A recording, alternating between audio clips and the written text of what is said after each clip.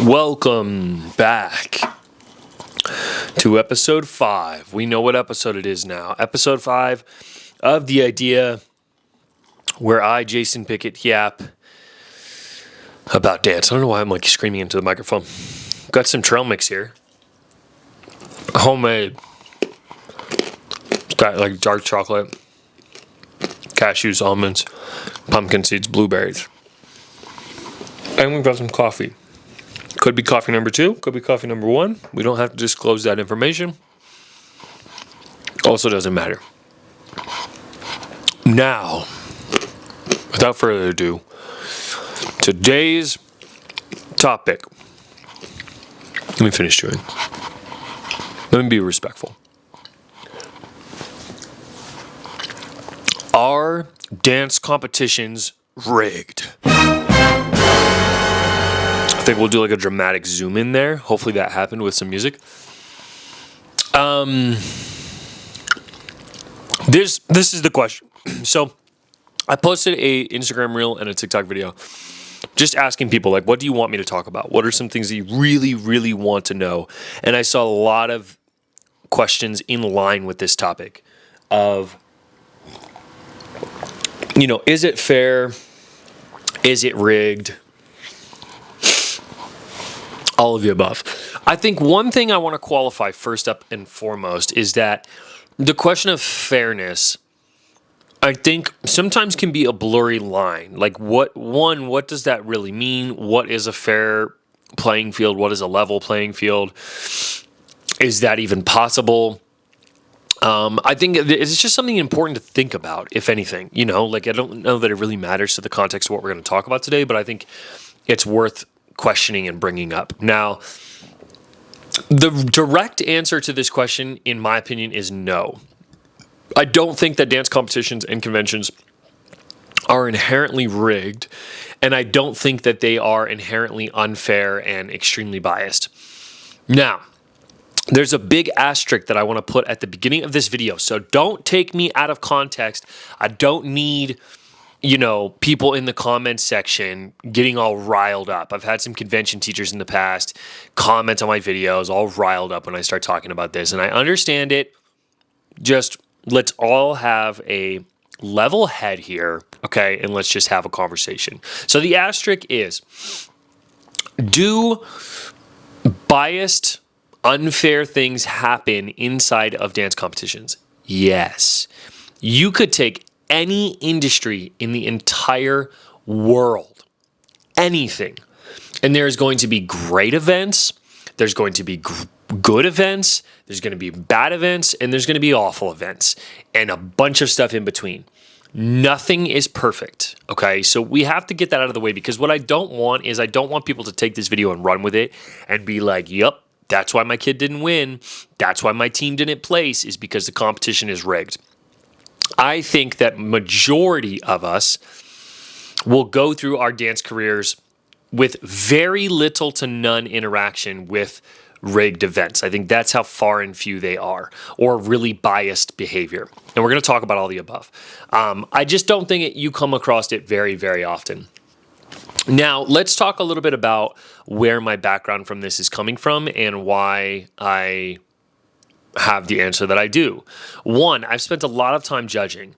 And one thing that I am particularly fond of in life and in work, and this is something that's carried into every aspect of just anything that I've done, whether it's dancing, whether it's marketing, whether it's, videography.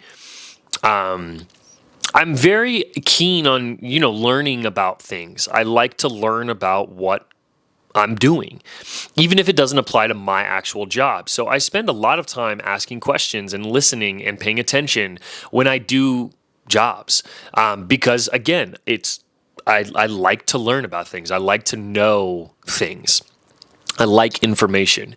So, as someone that's judged a lot, as someone that's spent a lot of time around competitions, I have come across a handful of things. Now, I've been judging for, I don't know, probably somewhere around 10 years, maybe a little less, maybe a little more. In those 10 years, I've probably come across blatant bias or blatant, unethical behavior 2 or 3 times.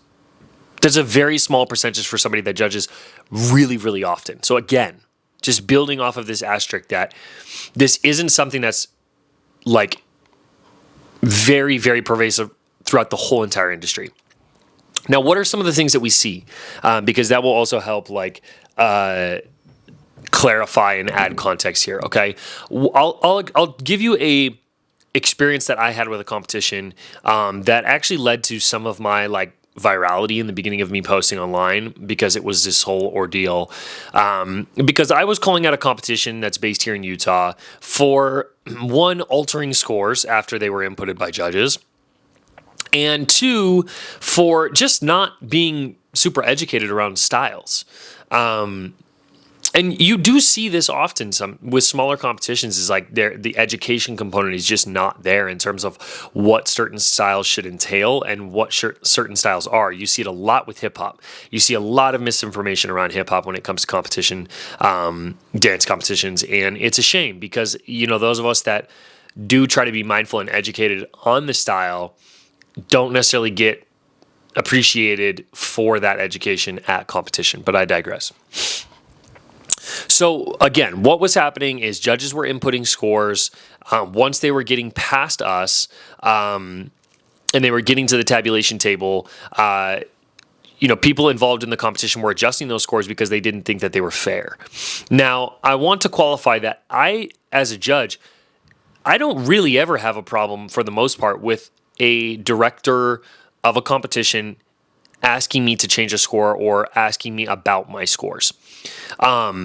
Especially if I'm very, very far off from the other judges, because let's just play that out. And I talked about this a little bit in my judging video, so go back and watch that. But if I'm really far off from the other judges, I want to know that information. I want to know that I'm really far off from the other judges so that I can then make the next best decision. Because if I'm really far off from the judges, I may be just not watching well, or I may be confused on something. Who knows? But I want to know that information. What I don't want is, I don't want my scores being changed after the fact without me knowing why they're being changed. Because again, there may be good reason for those scores being adjusted after the fact. I want to be privy to that information as the person that put the scores in, and as someone that has, a little bit of a following and a little bit of a presence. It's important to me that if something like that were to happen, I know why it happened.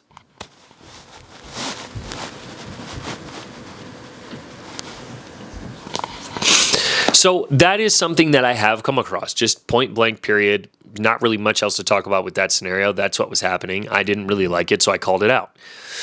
Now, the other question that I was seeing pop up quite a bit was this question surrounding, does money play a role in placement at competitions? And I would say my general answer is no, meaning, again, a run-of-the-mill competition, if you go, regardless of if you're spending, $5,000 as a studio or $50,000, I don't think that's really going to change your actual placement, because at the end of the day, it comes down to the judges. It comes down to the judges deciding where those routines are going to land. Now,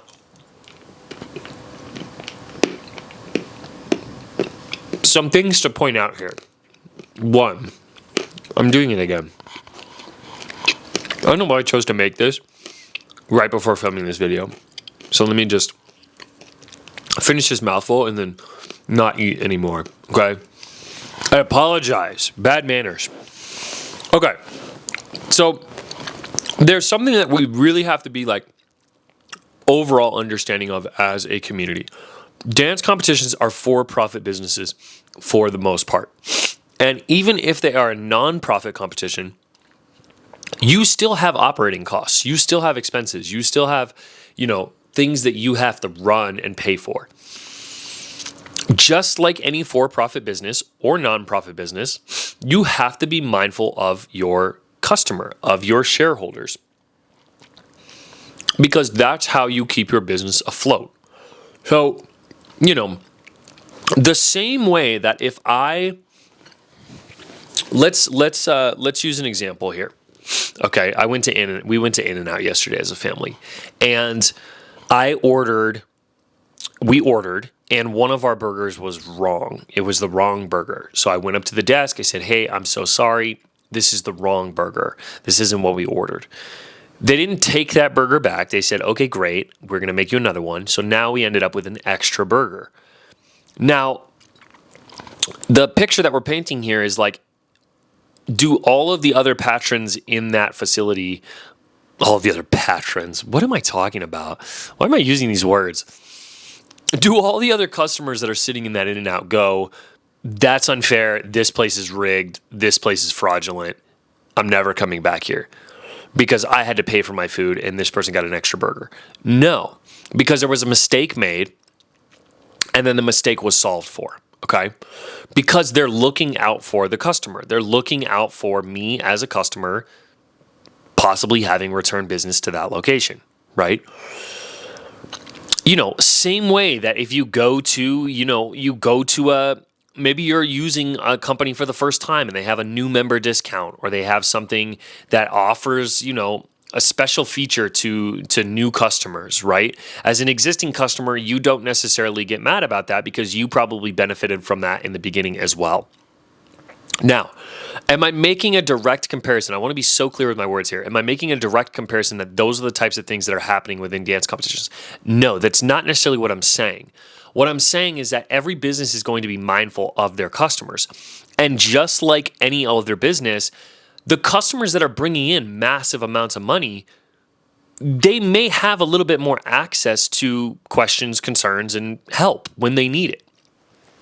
And is that fair? Is that not fair? I don't know. That's a much larger conversation that doesn't really pertain to dance, of whether or not that's fair or not. That just kind of is the way it is, Now, do I think, again, that this is an issue where it's like, competitions are like organizing people based off of how much money they have and they're like ranking them and this and that? No, it's not that deep. It's just a question of like, if you have a reoccurring client that comes to your event every single season, it is in your best interest to make sure that that person is feeling good about your event within ethical and moral bounds. So that way they continue to be a return customer so that the event can continue to go on. Okay. So long story long, if you spend a lot of money, does that guarantee that you are going to win at a competition? No, it does not guarantee anything. Because again, the judges are the ones that are ultimately making those decisions. And as judges, a lot of times we don't really have that information, or we don't really care about that information. We're not focused on it's not our business. It's not our event. We're not like trying to, go out of our way for a specific customer because, we don't have any skin in the game. We're just there as an employee hired by the competition. So, that is something to be mindful of. Again, like I said in the beginning, do things happen? Is there events out there where, high paying customers have a little bit more pull when it comes to placements? Possibly. I'm not going to sit here and say that that's not a possible thing. Have I personally come across a situation where a competition director came up to me and was like, hey, this studio needs to win? No, I have never had that happen in all of the years of my judging. Have I had competition directors be like, this person might be a little bit upset about this? Yeah, I've had that happen. And that's a conversation to be had. But at the end of the day, this is dance. You are being judged. No matter how much money you spend, you have to be okay with the fact that you may not do super, super well. Just kind of way the cookie crumbles. After these messages, we'll be right back. We're back. Okay. Now, next order of business is talk about bias. Okay. So we've already covered the fact that does bringing a ton of routines, having a bunch of money, is that going to make you score higher? Not necessarily. Could that potentially put you in better graces with the competition as a whole and maybe get you some perks on that side of things? Potentially. But again, that doesn't really have anything to do with the judges themselves. Now, let's talk about bias, and let's talk about everyone's favorite thing to talk about, which is, the judges know those dancers or they go to their studio, or they work with those dancers, or in classes, oh, they know those kids, or they work with those kids. Again, there are certain things about dance and about life in general that it's in our best interest to accept them as they are and to not overthink them too much, and to realize that, again, imagine you walk into a room full of people. You walk in a room and there's 100 people, and 5 of those people are people that you know. You've interacted with them a couple of times. Maybe you've been to other events with them. Maybe you've seen them at family parties, whatever the case. Maybe you went to college with them.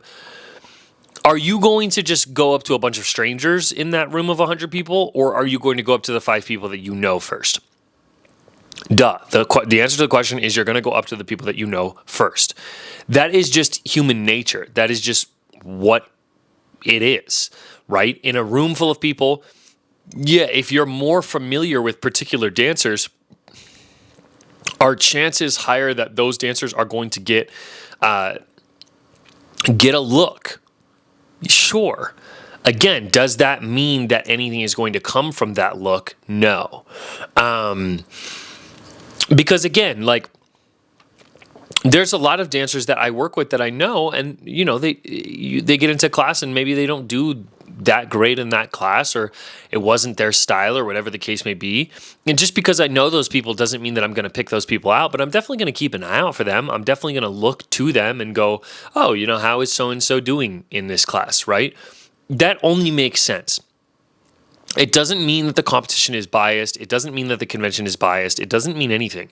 It just means that is what it is. If you work with kids, and you've worked with them, a handful of times, and you're familiar with them, it only makes sense that you may look at them initially in class, and you may even call them out if they're strong, or if they understand your style, or they understand how you move. That just is what it is. Does that make it completely unfair for the rest of the people in the room? No, it doesn't, because everybody still has an opportunity to shine, and everybody still has an opportunity to be seen if you work hard and you put in that work. Because again, every single layer of life is going to be filled with this. So if we're teaching and educating kids that they should be using that as a crutch, then when they face it in another aspect of their life, they're going to come across they're going to have the same feelings, and they're going to have the same reaction towards it. And it's not a positive reaction, right? Because the other thing that gets a little frustrating as a teacher is, like, if I know a kid's name, I want to use that kid's name because it's respectful, because it's their name, because it's nice to be able to call people by their name and not just call them by a number, right? It's nice as a dancer in the room to feel like you're not just a singular number, but that you are an existing human in that space. It doesn't mean that I like you more because I know your name. It doesn't mean that I'm going to give you a scholarship because I know your name. And, my goal is to know as many names as possible, and to try to get to know as many of the kids that come to my classes frequently as possible, because again, dance is community, and that's what we're trying to cultivate and build when we step into these rooms, is that connection between everybody. Now, again, back to our asterisk from the beginning. Are there situations where bias goes past the boundaries of ethics? Yes, of course. There are situations where a judge or a teacher knows a particular dancer, and they, influence, or they give things to that dancer purely because of that. What I can say, again, from my experience and my lived, time in this dance world, is I have probably never seen someone, I'm really trying to think hard about this, but I've probably never seen someone who got a scholarship or got first place or whatever it is, and they weren't good. They weren't incredible. I've never seen that happen. I've never seen someone get a scholarship that wasn't great. Does that mean that there was nobody else that was as good as them? No. There's always going to be people as good or better than you. And sometimes those people just don't get seen, or sometimes those people just aren't in the right place at the right time. This is the world that we live in. This is what life is about. It's about the journey. It's about the, the adventure of going through the process and going through the trials. And some people might get the thing a little bit sooner and some people might get it a little bit later. But if we sit and pick straws over why, who, what, when, like if we do that, we're going to be miserable, because I can point to any situation in my entire life and make up an excuse as to why it didn't go the way that I wanted it to go. But does that benefit me now? No, never. So that's my 2 cents on this topic, more or less. Again, bias is a natural part of human nature. We're naturally going to be drawn towards people that resonate with who we are. That doesn't mean that we're not open to other people. That doesn't mean that those are the only people that we look at. It just means that is what it is. When we say like your network is your net worth, when people say that catchphrase, your network is your net worth, it's not just some like catchphrase that people say. It's true. The people that you know, the relationships that you build, all of that adds to your life experience. And, again, would it be ideal to live in a perfect world where every faculty member at a convention or every judge at a competition has never worked with any of those dancers that step foot on stage? Yeah, that would be the ideal world, right?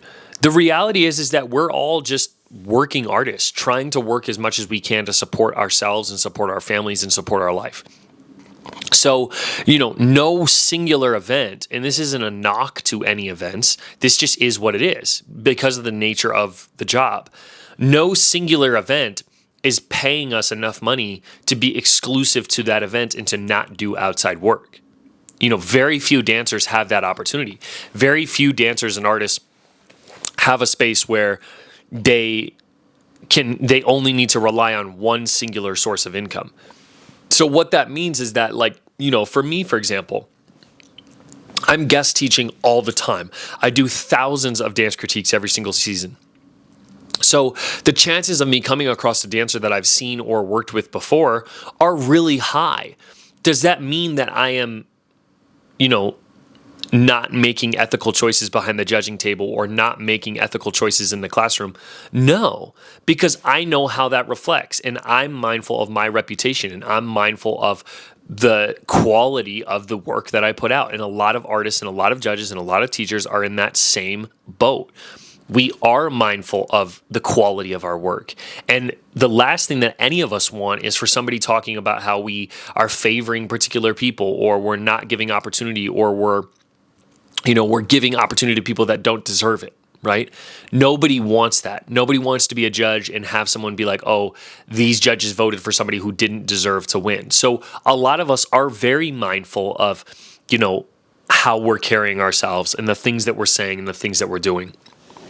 But at the end of the day, everybody on this earth is a person, and people make mistakes and people do things that, in the moment may not seem like a big deal, but in the grand scheme of things do. Does it mean that every single event is terrible? Does it mean that the whole system is against us? Does it mean that everything is rigged and we should just give up on competition dance? No, not at all. Not at all. So that's my 2 cents. Again, does it exist? Yes, of course it exists. Of course there's events that are, make unethical decisions. Of course there are judges that are biased. Of course there are teachers that are biased. These things do happen.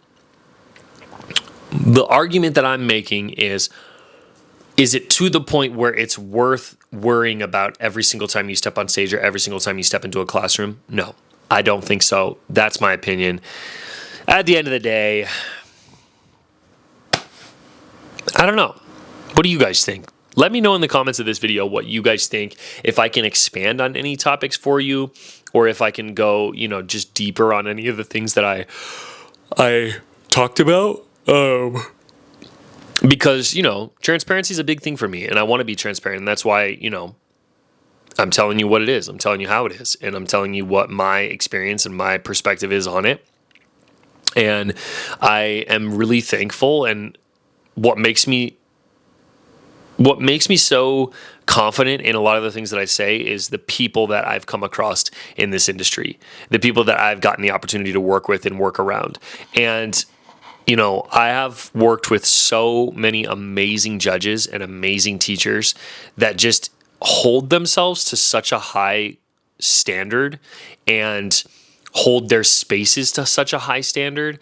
And that's inspiring for all of us as artists, because as a younger artist, you may feel like, oh, I need to favor these bigger studios or these bigger people. And then you come across these teachers that have been doing it for years and they're like, no, you don't have to do that. You watch, you observe, and you give credit where credit is due.